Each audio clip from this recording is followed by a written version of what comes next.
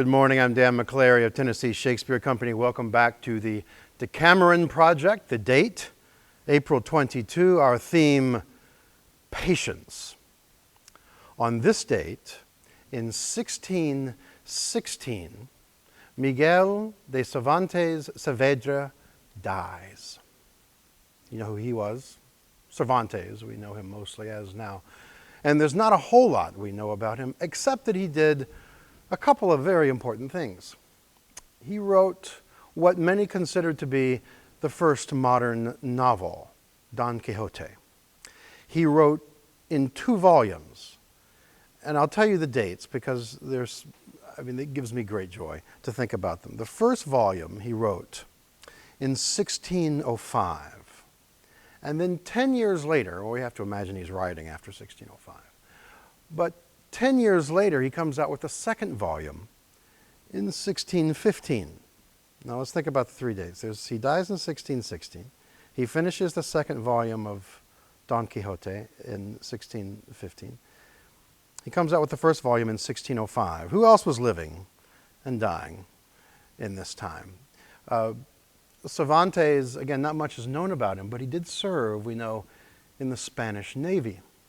And he was taken as a prisoner, and not by just anyone, but by pirates. And he survived being a prisoner of theirs for 5 years. Probably greatly influenced what he wrote. Well, did you guess who else dies in 1616? That's William Shakespeare. And between 1605 and 1615, Shakespeare is writing some of his, or maybe his most, rich work. So imagine this, the first modern novel being written alongside the very best and richest of Shakespeare's work. But then let's pull out just a little bit further. I love thinking this, or knowing this. In 1616, when Cervantes and Shakespeare die, Rembrandt is 10 years old. Descartes is 20 years old.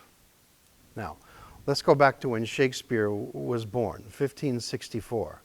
Michelangelo dies that same year in 1564. And do you know who else is born in this, at least, in 1564, along with Shakespeare? Galileo Galilei. And to put it in greater cosmic, and I mean this in 2 ways, perspectives. Go back just 21 years, maybe a generation for the Renaissance period. 21 years before Galileo and Shakespeare are born, Copernicus dies. But he doesn't just die. Just before he dies, he codifies and publishes the Copernican system for our solar system. And you know, this is how we see the solar system now. Up until then, unless you're in the Arab world, you didn't really think that the Earth was in 2 motions, that we were rotating around the sun and rotating on our own axis. But Copernicus told us this was so. And the last thing I'll tell you is, again, just 46 years before Shakespeare and Galileo were born, Leonardo da Vinci dies. Imagine that. Imagine those less than, 80 years, 75 years, that those people are alive and working and producing. You may have seen Man of La Mancha. It's a lovely musical, and it's based on Cervantes' book. But if you've never read the book, again, as I say in every episode, I recommend it to you. It's very, very funny about the gallant knight-errant and his faithful servant, Sancho. Well, here in the early going, Sancho was testing that faithful servitude. Here is Miguel de Cervantes. "And so well understood," returned Don Quixote, "that I have seen into the depths of thy thoughts, and know the mark thou art shooting at with the countless shafts of thy proverbs. Look here, Sancho, I would readily fix thy wages if I had ever found any instance in the histories of the knights errant to show or indicate by the slightest hint what their squires used to get monthly or yearly. But I have read all, or the best part of their histories, and I cannot remember reading of any knight errant having assigned fixed wages to his squire." I only know that they all served on reward, and that when they least expected it, if good luck attended their masters, they found themselves recompensed with an island, or something equivalent to it, or at the least they were left with a title and lordship. If with these hopes and additional inducements you, Sancho, please to return to my service, well and good. But to suppose that I am going to disturb or unhinge the ancient usage of knight-errantry, well, that is all nonsense. And so, my Sancho, get you back to your house and explain my intentions to your Teresa, and if she likes, and if you like, to be on reward with me, bene quidem. If not, well, we remain friends.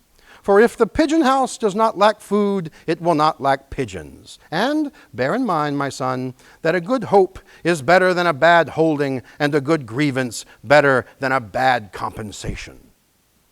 I speak in this way, Sancho, to show you that I can shower down proverbs just as well as yourself.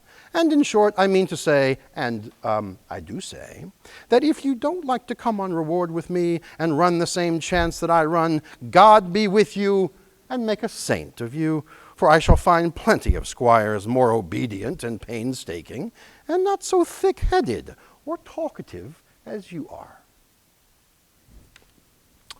Thus begins one of the most remarkable fictional relationships. We're talking of the stars in the solar system.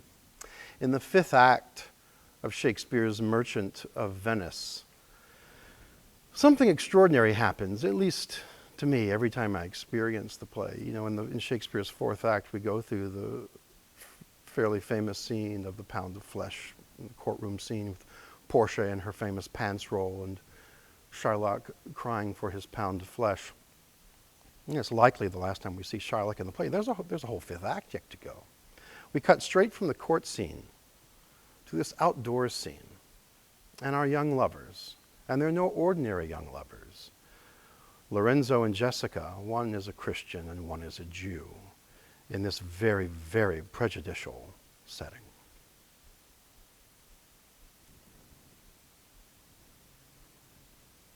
Sit, Jessica.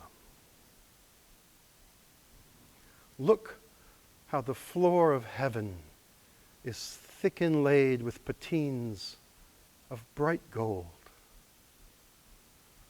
There's not the smallest orb which thou beholdst, but in his motion like an angel sings, still choiring to the young-eyed cherubims. Such harmony is in immortal souls.